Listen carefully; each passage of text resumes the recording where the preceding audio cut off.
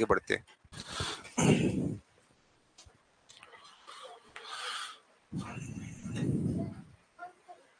दर्शन पढ़ा रहे हैं बेटा।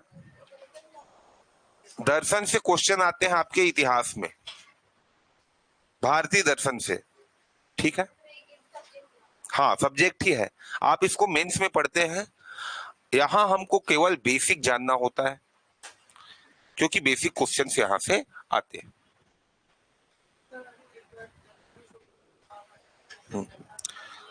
देखो, दर्शन के अंतर्गत आपको जीवन के जो मूलभूत प्रश्न है ना, उनके उत्तर खोजने होते हैं। क्या खोजने होते हैं? जीवन के मूलभूत प्रश्नों के उत्तर। जैसे जगत की उत्पत्ति कैसे हुई, हमारे ज्ञान का साधन क्या है, हमें ज्ञान कैसे प्राप्त होता है, ये सारे क्वेश्चन कौन खोजता है? दर्शन खोजता है।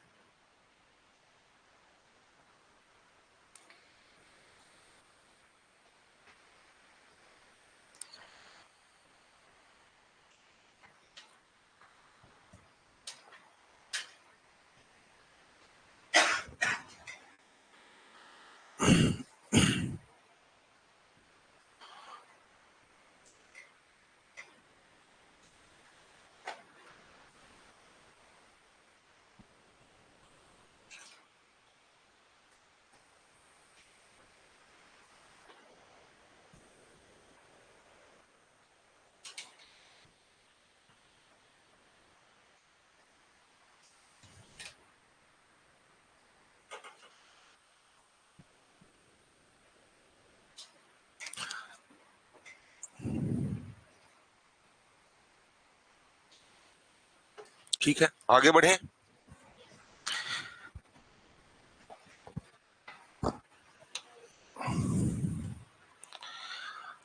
भारतीय दर्शन में, भारतीय दर्शन का विकास होता है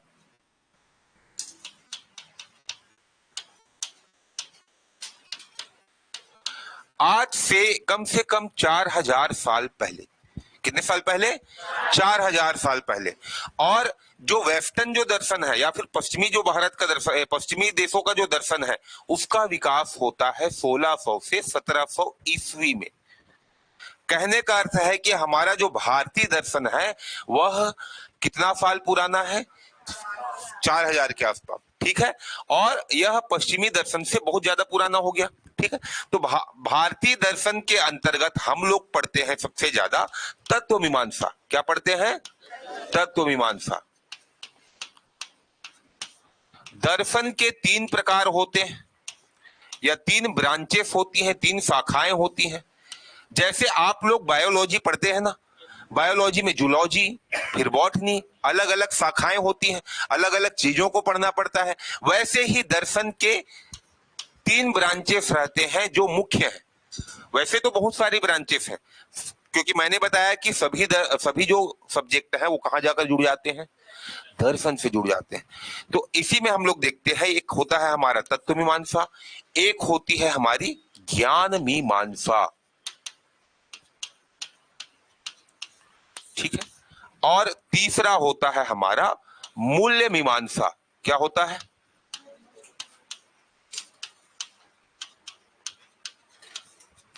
अंग्रेजी में इसे कहते हैं हम लोग मेटाफिजिक्स,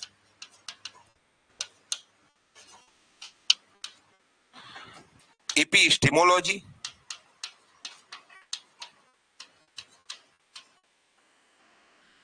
और एथिक्स। क्या कहते हैं? एथिक्स। ये 3 ब्रांचेस होती हैं, जिसमें भारतीय दर्शन में तत्व मीमांसा पर ज्यादा जोर होता है। उसी प्रकार जो पश्चिमी दर्शन है, वेस्टर्न कल्चर का जो दर्शन है,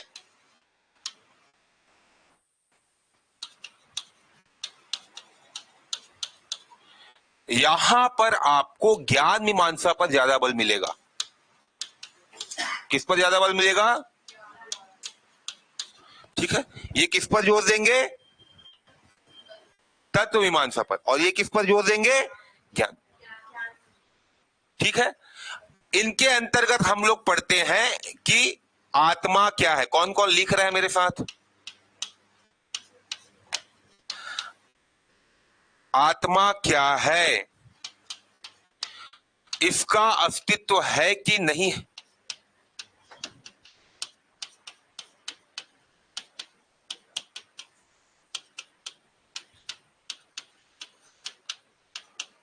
या फिर सोल सोल एग्जिस्टेंस, ठीक है।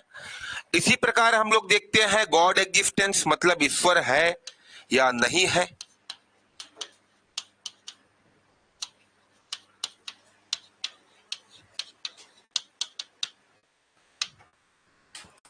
और इसी प्रकार इसके अंतर्गत हम लोग देखते हैं जगत का निर्माण। किसका निर्माण?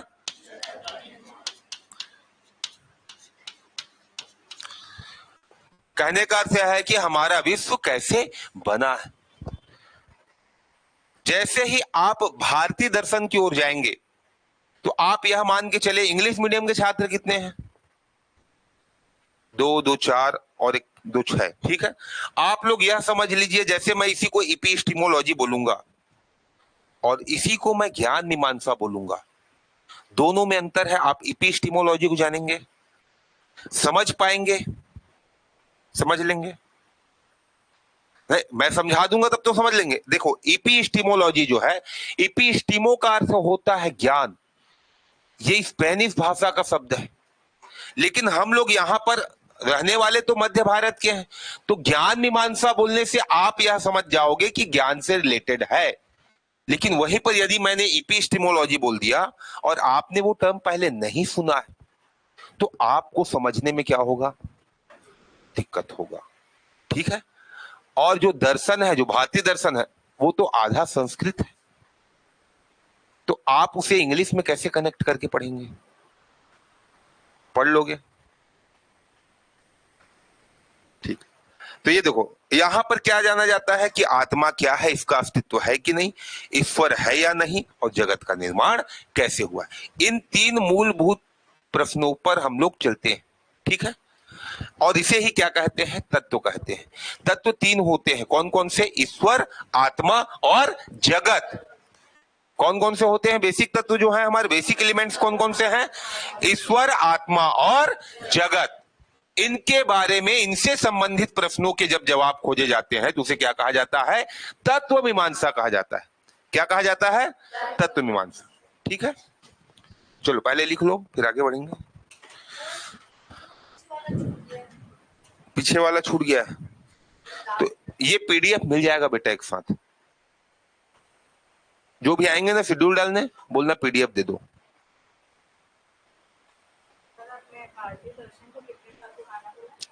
लगभग 3500 से 4000 साल।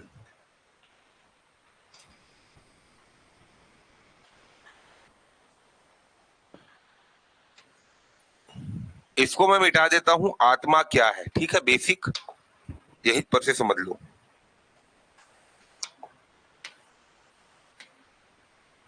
ठीक।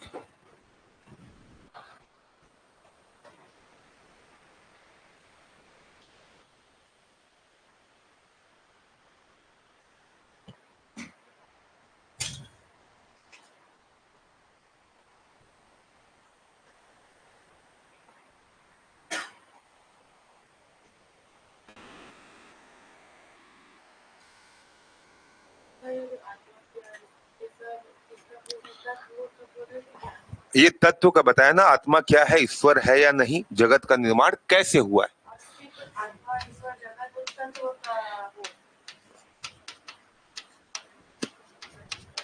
देखो हमारे संसार में तीन मूलभूत चीजें हैं, आत्मा, है ना, ईश्वर और जगत।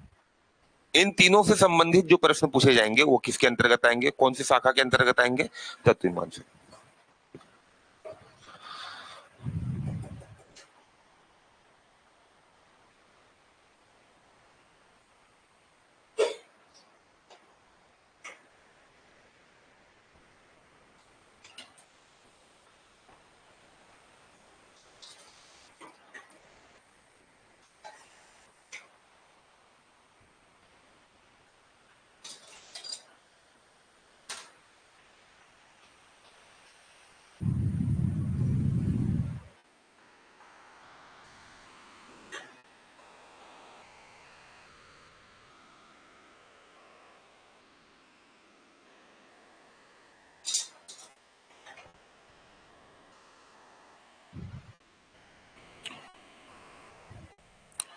हो गया, लिख लिए?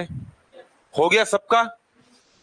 देखो, ज्ञान मीमांसा, इसके अर्थ ज्ञान क्या है, इसमें कैसे प्रश्न पूछे जाते हैं, ज्ञान क्या है, ठीक है। हमारे ज्ञान का स्रोत क्या है,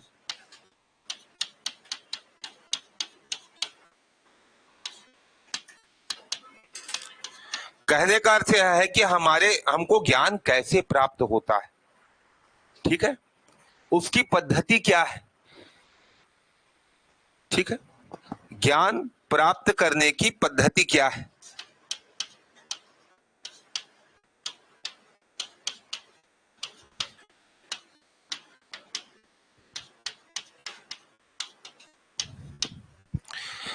या प्रोसेस क्या है, कैसे हम ज्ञान प्राप्त करते हैं, कैसे हम नॉलेज गेन करते हैं, ठीक है। तो यहां पर ज्ञान मीमांसा से संबंधित दो धारणाएं चलती हैं, दो प्रकार की पद्धति, दो प्रकार के सिस्टम चलते हैं। कौन कौन से? एक बुद्धिवाद, एक क्या है, और दूसरा है अनुभववाद, ठीक है। बुद्धिवाद के अंतर्गत यह कहा जाता है कि हमारी जो बुद्धि है वह ज्ञान प्राप्त करने में क्या होती है, सक्षम होती है, इसीलिए हमें ज्ञान प्राप्त होता है। किस लिए हमें ज्ञान प्राप्त होता है? क्योंकि हमारी बुद्धि ज्ञान प्राप्त करने में सक्षम, नहीं तो बाकियों को भी ज्ञान प्राप्त हो जाता, जैसे जानवर वानवर को भी। केवल मनुष्य की बुद्धि ऐसी होती है जो ज्ञान प्राप्त करने में सक्षम होती है, और ज्ञान हमारे अंदर बचपन से ही कूट कूट कर भरा रहता है, वो बाद में वह धीरे धीरे निकलता है। धीरे धीरे जैसे ही आप आगे बढ़ते जाओगे वैसे ही आपका ज्ञान निकलते जाएगा, ठीक है।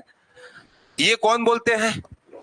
बुद्धिवादी जो दार्शनिक, ठीक है। इसको हम लोग निगमनात्मक पद्धति बोलते हैं। निगमनात्मक मतलब निकलना, बाहर निकलना, ठीक है। अनुभववाद ऐसा है कि आपको धीरे धीरे सीखने से, अनुभव से ज्ञान प्राप्त होता है। अनुभववादी क्या कहते हैं कि धीरे धीरे सीखने से ज्ञान प्राप्त होता है। तो पहले के जो दार्शनिक थे वो बुद्धिवादी थे, बाद के जो दार्शनिक हुए वो कैसे हुए, अनुभववादी। और सबसे अंत में इसके बाद इन दोनों को मिलाकर क्या आया, समीक्षावाद। क्या आया? और यह समीक्षावाद जो था वह दर्शन में क्रांति लेकर आता है। ये दोनों में सामंजस्य बैठाता है और बोलता है जिसकी बुद्धि होगी उसी को अनुभव प्राप्त होगा, नहीं तो जो पागल रहता है उसको भी अनुभव प्राप्त हो जाता, वो भी दार्शनिक बन जाता, ठीक है। तो ये बाद में कांट लेकर आते हैं दर्शन में। मूल्य मीमांसा के अंतर्गत हम लोग पढ़ेंगे शुभ क्या है,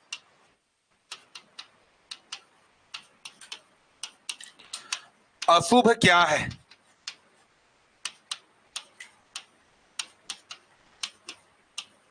पाप क्या है और पुण्य क्या है, नैतिक कर्म या अच्छे कर्म कौन से हैं और बुरे कर्म कौन से हैं, ठीक है। कौन से कामों को करोगे तो आपको क्या मिलेगा, पुण्य मिलेगा, और कौन से कार्यों को करोगे तो आपको क्या मिलेगा, पाप, या आप पाप के भागीदार हो, ठीक है। तो नैतिक कर्म क्या है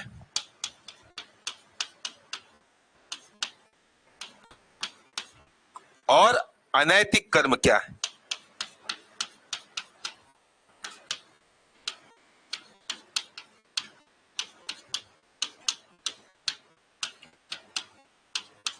ठीक है। तो ये लिख लो, फिर भारतीय दर्शन की ओर चलेंगे।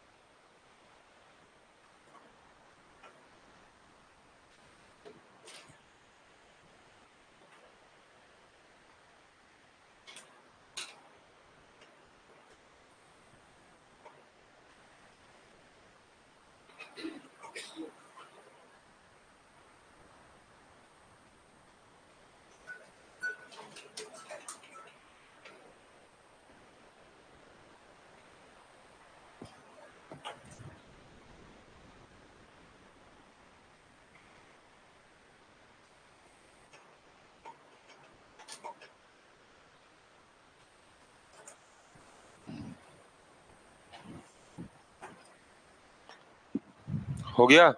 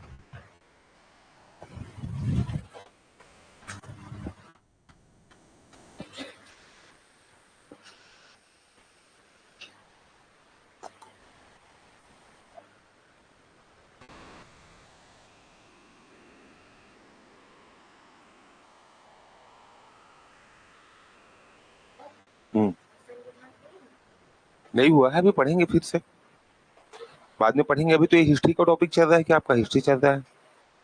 हिस्ट्री चल रहा है ना अभी? नहीं तो मैं दर्शन पढ़ाता हूँ, इसलिए आया हूँ। हाँ चलेगा ना बेटा अभी? नहीं, फिर से हिस्ट्री स्टार्ट हो जाएगा, 2-3 दिन, 3 दिन 4 दिन का है हमारा जो बेसिक है, इसको पढ़ेंगे। ठीक है, फिर इतिहास स्टार्ट हो जाएगा आपका, जो इतिहास चल रहा है। आगे बढ़े।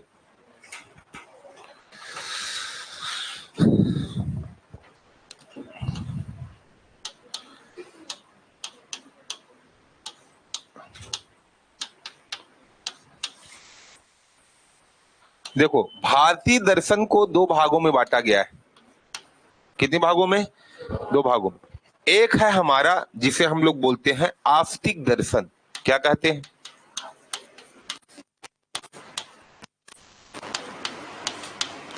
या ऑर्थोडॉक्स। और दूसरा है हमारा नास्तिक दर्शन, जिसे हम लोग कहते हैं हेट्रोडॉक्स। क्या कहते हैं? हेट्रोडॉक्स। आस्तिक कहने का अर्थ यह नहीं है कि भगवान को मानते हैं कि नहीं मानते। आस्तिक का अर्थ यह है कि इनका विश्वास किस पर है? वेदों पर है। ये वेदों पर आधारित है। किस पर आधारित है? वेदों पर। जैसा कि हम लोग जानते हैं, हमारे भारतीय दर्शन में कितने वेद हुए हैं? 4 वेद। कौन कौन से?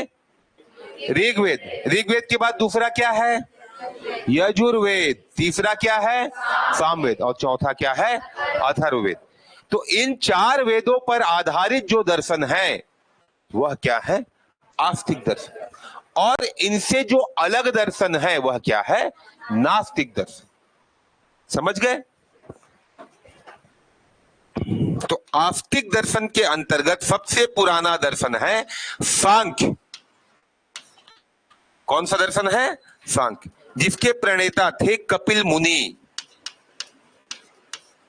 कौन थे?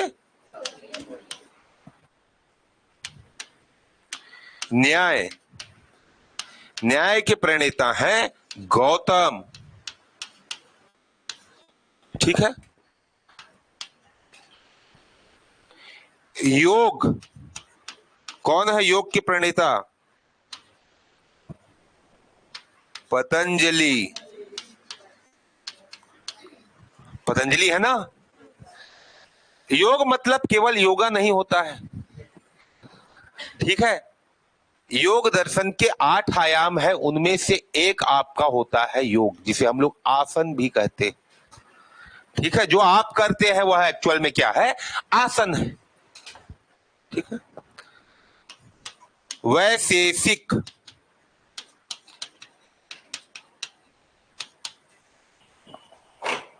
कड़ात। और मीमांसा। मीमांसा को 2 भागों में हम लोग बांटते हैं, तभी ये 6 स्कूल कहलाते हैं। एक पूर्व मीमांसा और एक उत्तर मीमांसा। पूर्व मीमांसा लिखी गई है जैमिनी के द्वारा, और उत्तर मीमांसा लिखी गई है बादरायण के द्वारा। ठीक है, देखो सांख्य यहां पर क्या है, ईश्वर को नहीं मानता है, अनिश्वरवादी है। याद रखना, सांख्य जो दर्शन है वह कैसा है,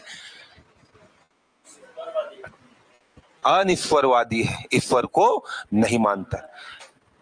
तो भी आस्तिक दर्शन में आता है, क्योंकि ये किस पर आधारित होते हैं, वेदों पर आधारित होते हैं।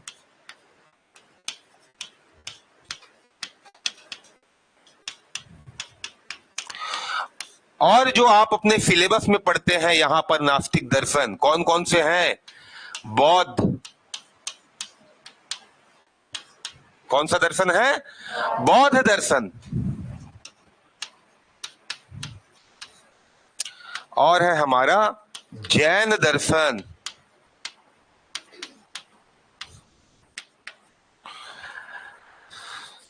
साथ में है चारवाक।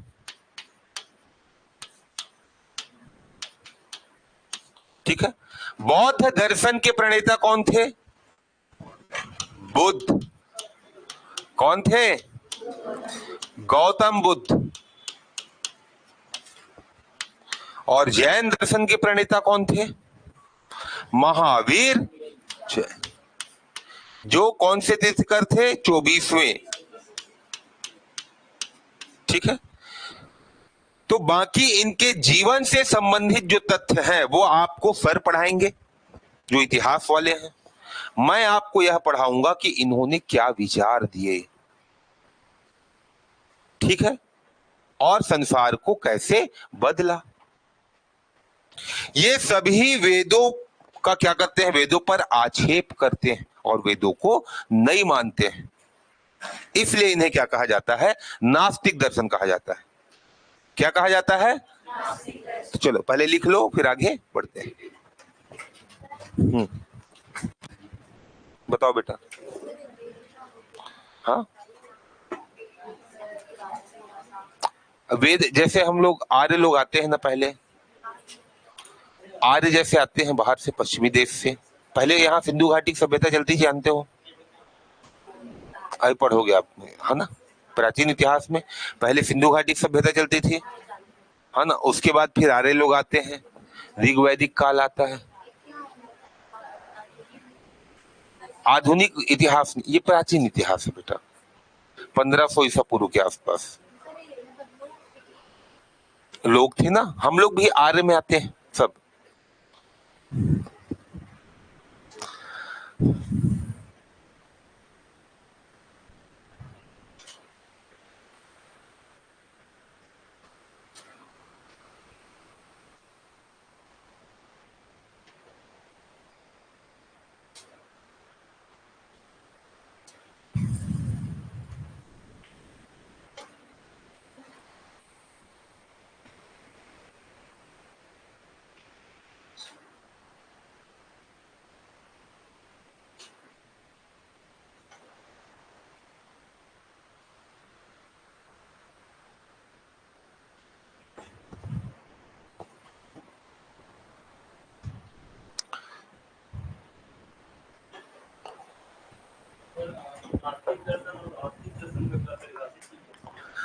आस्तिक दर्शन वही है जो वेदों पर आधारित होते हैं।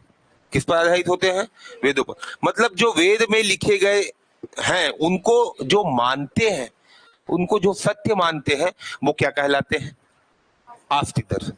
और जो वेदों का क्या करते हैं, विरोध करते हैं, बोलते हैं कि ये वेद जो है केवल श्रुति के विषय है, इन्हें हम सही स्वीकार नहीं कर सकते, बोलते हैं, वो कौन से दर्शन कहलाते हैं, नास्तिक दर्शन।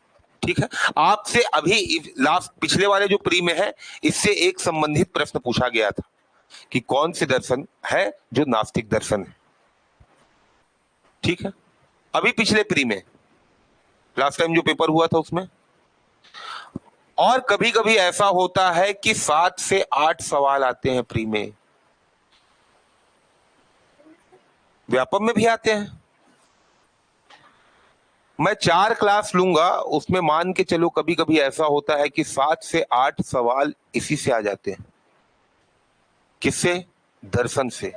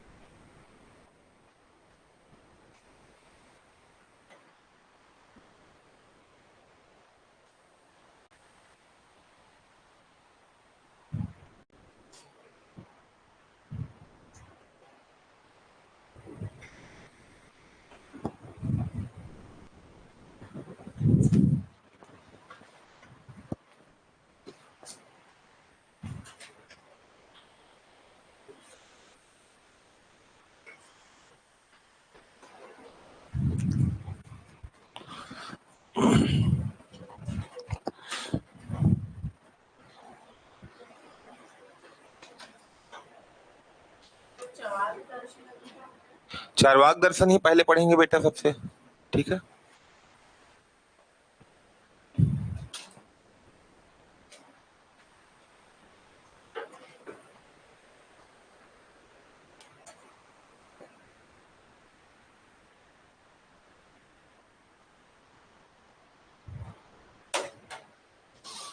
हो गया, आगे बढ़े, चलो। चार्वाक दर्शन के बहुत सारे लोग हैं, नहीं कोई मेन नहीं है। बोला बोला जाता है कि जो अगस्त्य ऋषि है, कई लोग अगस्त्य ऋषि को मानते हैं, कई लोग महर्षि जो बृहस्पति थे उनको मानते हैं, जो दक्षिण में गए, और उनका शिष्य था चार्वाक नामक, वह इस दर्शन का क्या क्या था, प्रणेता था बोलते हैं। और कई लोग बोलते हैं कि ये स्वतंत्र एक दल था, एक समूह था, जो वेदों की बुराई करने के कारण प्रचलित हुआ। और चार्वाक दर्शन की बाद में हम लोग क्या कर देते हैं, कॉपियों को जला देते हैं, ठीक है। आगे बढ़े, तो देखो चार्वाक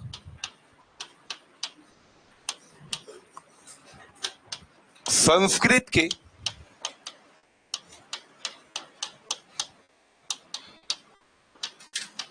चर्व धातु से बना है, जिसका अर्थ होता है चबाना, ठीक है। कई लोग कहते हैं कि इनका यदि इनको अलग अलग किया जाए दो शब्दों में, तो यह किससे बना है, चारु और वाक से बना है। किससे बना है, चारु और वाक। और चारु का अर्थ होता है सुंदर, और वाक का अर्थ होता है बोलना। ऐसा दर्शन जिसमें अच्छा बोलना या केवल सुख की कल्पना की जाए, उसे क्या कहते हैं हम लोग, चार्वाक दर्शन कहते हैं, ठीक है। और इनके सिद्धांतों के अंतर्गत हम लोग देखते हैं इनकी ज्ञान मीमांसा,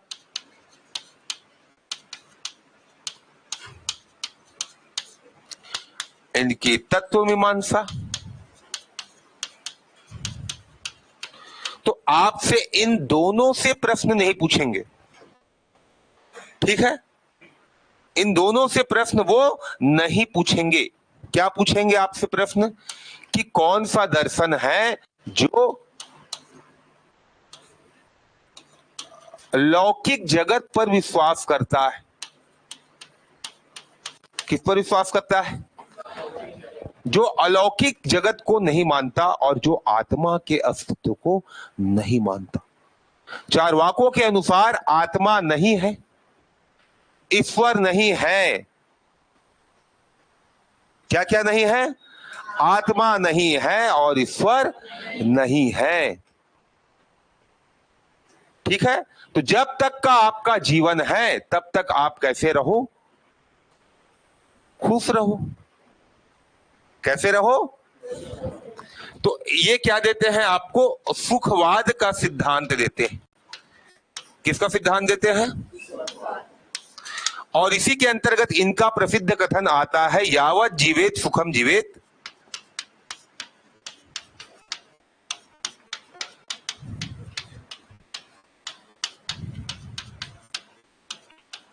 क्या कहते हैं, यावत जीवेत सुखम जीवेत, ऋणम कृत्वा घृतम पिबेत, भस्मीभूतस्य देहस्य पुनः आगमनः कुतः। कहने का अर्थ यह है कि जब तक जियो, सुख से जियो, चाहे उधार लेके घी पियो, है ना, ठीक है। क्योंकि हमारा जो शरीर है एक बार यदि जलकर राख हो गया तो दोबारा वापस नहीं आता है। तो ये इनके सुखवाद का क्या है, प्रसिद्ध कथन। क्या कहते हैं, यावत जीवेत सुखम जीवेत, ऋणम कृत्वा घृतम पिबेत।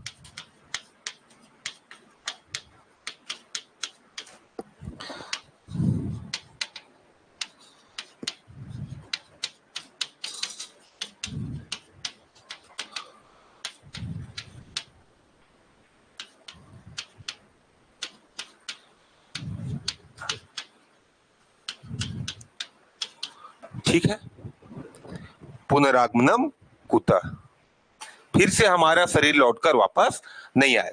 तो पहले ये श्लोक को लिख लो, उसके बाद मैं इसका अर्थ लिखवा देता हूं।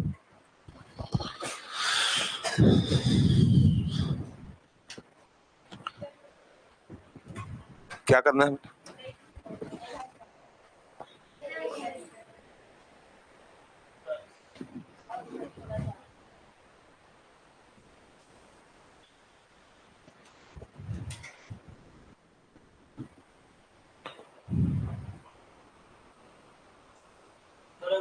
आत्मा और ईश्वर को नहीं मानता है तो इसके अंतर्गत ज्ञान मीमांसा तत्व मीमांसा नहीं आएगी। हाँ, तत्व मीमांसा बताऊंगा ना। तत्व मीमांसा मतलब ये बताएंगे कि संसार कैसे बना है ना भाई। यदि ईश्वर को नहीं मानेंगे तो हम लोग अपने दर्शन में क्या मानते हैं, जहां पर वेदों पर आधारित है उसमें, कि ईश्वर ने संसार को बनाया है, एक बाहर की शक्ति है जो संसार को बनाई है या उसका निर्माण की है।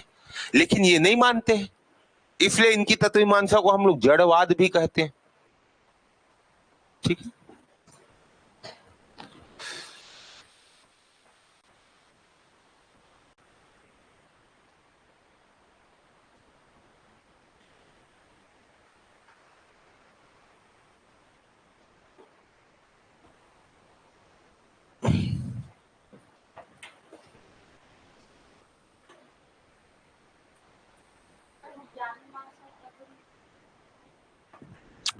ज्ञान मीमांसा और तत्व मीमांसा इसमें हम पढ़ते हैं मेंस में। किसमें पढ़ते हैं? मेंस में। तो इससे संबंधित जो प्रश्न आते हैं उनको बताऊंगा अभी मैं। ठीक है, हाँ, चारवाक के अंतर्गत।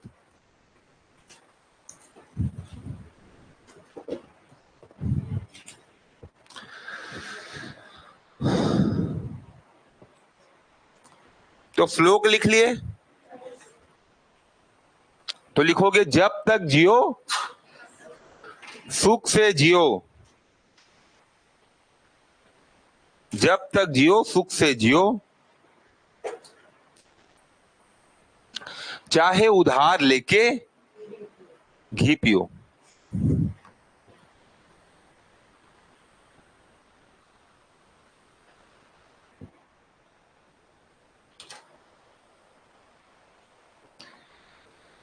क्योंकि हमारा यह नश्वर शरीर,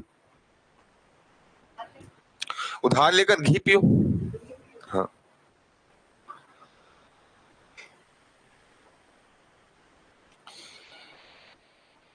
क्योंकि हमारा यह नश्वर शरीर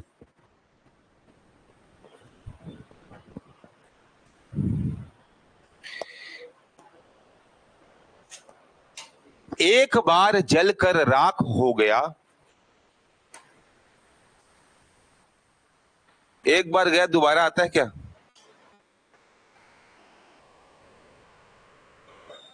तो दोबारा लौटकर नहीं आता।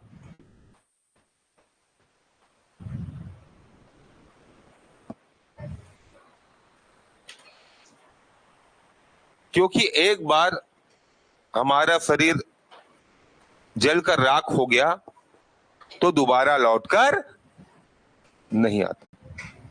ठीक है, तो आप स्पष्ट रूप से यहां पर समझ सकते हैं कि ये पुनर्जन्म को मानते हैं क्या, और जब पुनर्जन्म को नहीं मानते तो आत्मा को कैसे मानेंगे। तो अब हम लोग आ जाते हैं तत्व मीमांसा पर। किसमें आ जाते हैं?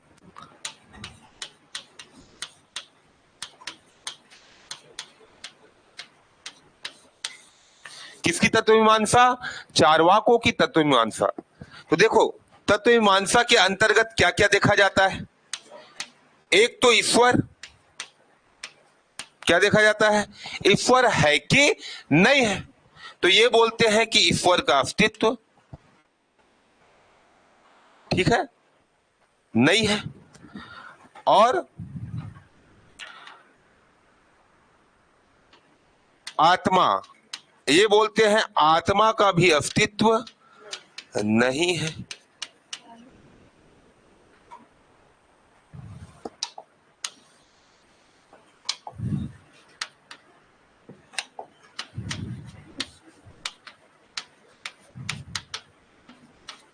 ठीक है, क्या क्या नहीं है? ईश्वर का अस्तित्व नहीं है और आत्मा का भी अस्तित्व नहीं है। अगली बात होती है कि जगत के निर्माण की।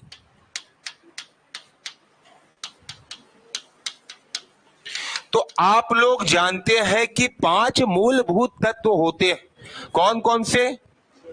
पृथ्वी, जल, आकाश, वायु और अग्नि। ठीक है, कौन कौन से होते हैं? पृथ्वी, जल, वायु, आकाश और अग्नि। ठीक है, ये 5 चीज होते हैं और ये बोलते हैं कि आकाश भी नहीं होता है। क्या बोलते हैं ये? कि हमारे जगत में केवल 4 मूलभूत क्या है? तत्व है। क्या बोलते हैं चार्वाक लोग? 4 मूलभूत तत्व हैं। कौन कौन से? पृथ्वी, जल, वायु और अग्नि। ठीक है, और चारों के चारों क्या होते हैं? जड़ होते हैं। जड़ और चेतन में आप अंतर जानते हैं? जड़ वह होता है जिसके अंतर्गत आत्मा नहीं होती। ठीक है, और चेतन वह होता है जिसमें आत्मा होती है। जैसे आप मान लीजिए किसी कहीं पर आपको पता चला कि कोई आदमी मर गया है, तो आप चेक करने के लिए कैसे करोगे? मान लीजिए मरे हुए उसको 1 घंटा हो गया, कोई बता दिया आपको, जाओगे पहले छुओगे, हाथ हिलाओ बोलोगे, है ना? तो हिला पाएगा हाथ, और यदि हिलाया तो, है ना? तो देखो, उसे क्या बोलते हैं हम लोग? जड़। तो हमारा शरीर क्या है? जड़ है। हमारा शरीर क्या है? जड़। और इसके अंतर्गत जो आत्मा है वही क्या है? चेतन शक्ति है। जो आत्मा है वही क्या है? चेतन शक्ति है। तो वैसे ही ये जो चारों चीजें हैं वह क्या है? जड़ है। क्या है? जड़। और इन 4 मूलभूत द्रव्यों से ही हमारे जगत का निर्माण हुआ है। ये कौन कहता है? चार्वाक कहता है। कौन कहता है? चार्वाक। कि इनके ही परस्पर संयोग से क्या बनी है? संसार जगत की वस्तुएं बनी हैं और संसार जगत बना है। तो इसीलिए इसे क्या बोलते हैं हम लोग? जड़वाद। इसकी तत्वमीमांसा को क्या बोलते हैं? जड़वाद। अब आपसे प्री और व्यापक में क्वेश्चन पूछा जाता है कि जड़वाद कौन से दर्शन का सिद्धांत है? और जितने भी 9 स्कूल दिए मैंने, ठीक है, उनमें से 4 यहां पर ऑप्शन में रहेंगे। 9 स्कूल मतलब 6 आपके किससे हो गए संबंधित? आस्तिक से, और 3 नास्तिक। ठीक है, तो लिख लो इसको भी।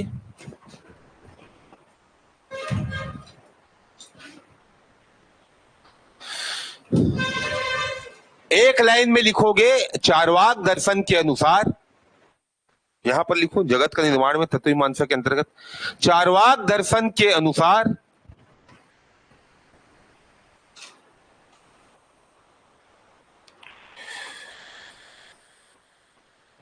जगत का निर्माण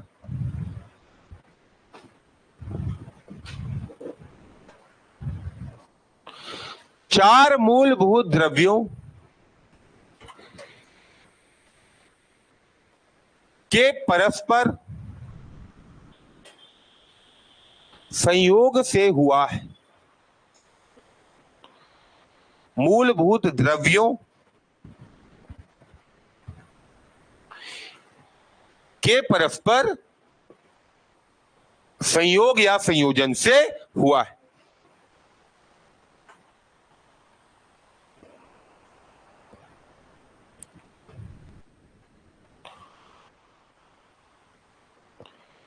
ठीक है, परस्पर संयोजन से या परस्पर मेल से, मिलने से। ठीक है, परस्पर संयोजन से हुआ है।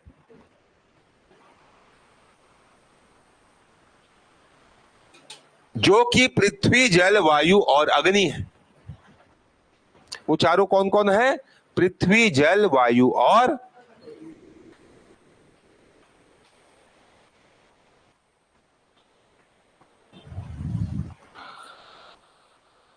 चारवाकों की तत्व मीमांसा का यह सिद्धांत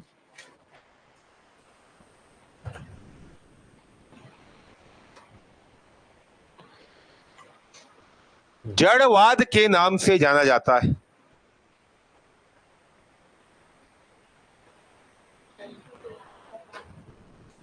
तत्व मीमांसा क्या लिखे हो का यह सिद्धांत जड़वाद के नाम से जाना जाता है, या अंग्रेजी में इसे बोलते हैं मटेरियलिज्म।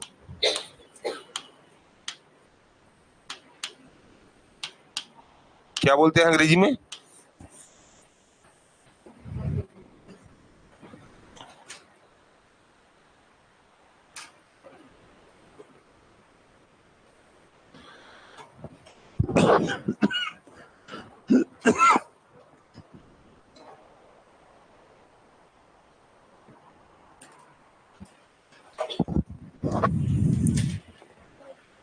हो गया, लिख लिए सब। मीमांसा मतलब होता है विश्लेषण या एनालिसिस। क्या होता है मीमांसा का अर्थ? विश्लेषण या फिर एनालिसिस। ठीक है।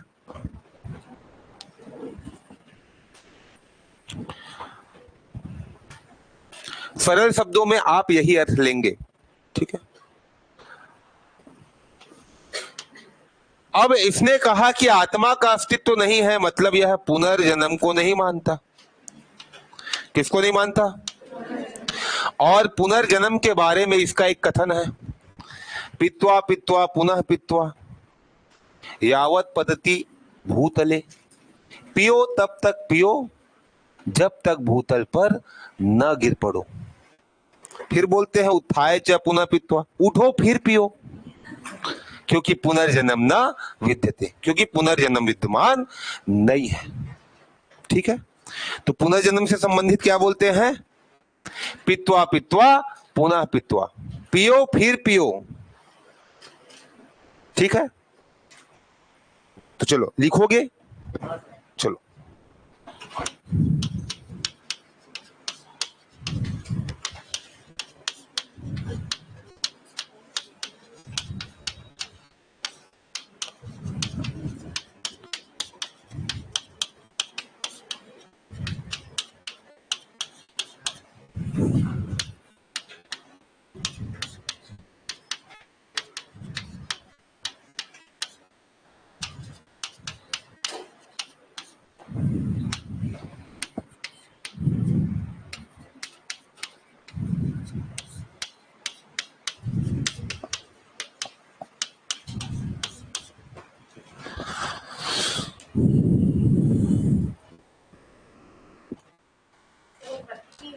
हाँ हाँ, पद्धति। पद्धति का अर्थ होता है गिरना।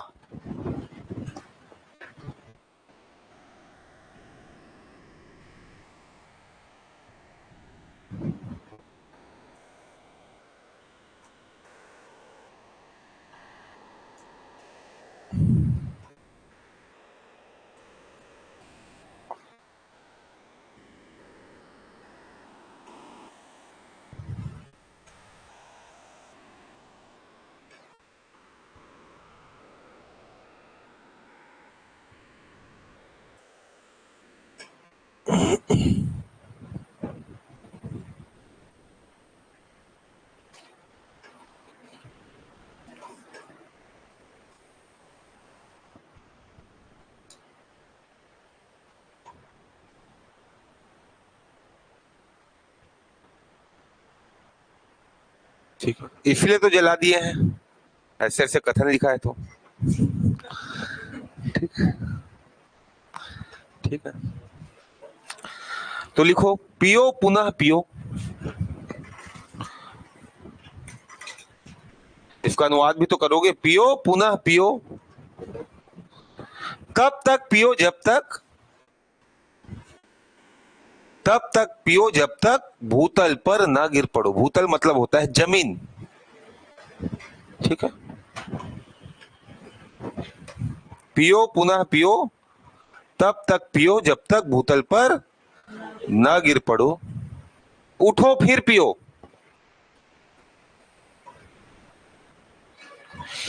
क्योंकि पुनर्जन्म विद्यमान नहीं होता है, या क्योंकि पुनर्जन्म का अस्तित्व नहीं है।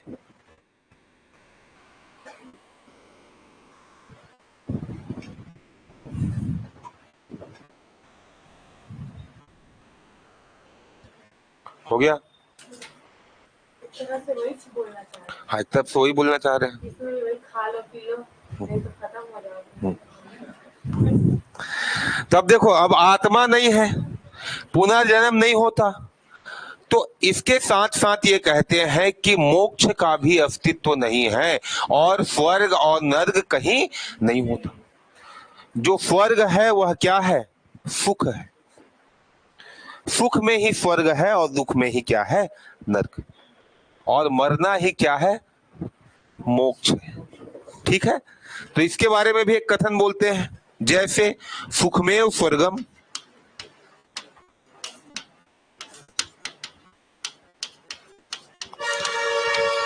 दुखमेव नरकम,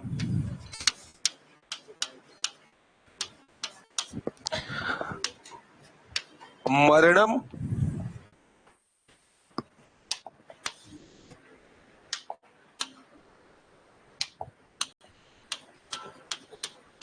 च अपवर्गः। कहने का अर्थ यह है कि सुख में ही स्वर्ग है और दुख में ही क्या है? नरक है। ये मोक्ष से संबंधित अवधारणा है, मोक्ष। और यहां पर मोक्ष का पर्यायवाची होता है अपवर्ग। क्या होता है? अपवर्ग।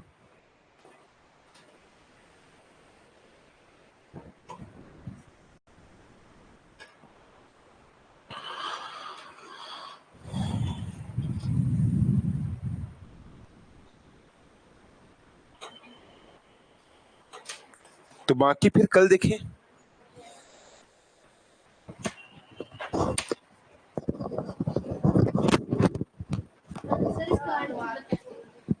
सुख में ही स्वर्ग है, दुख में ही नरक। मृत्यु ही क्या है?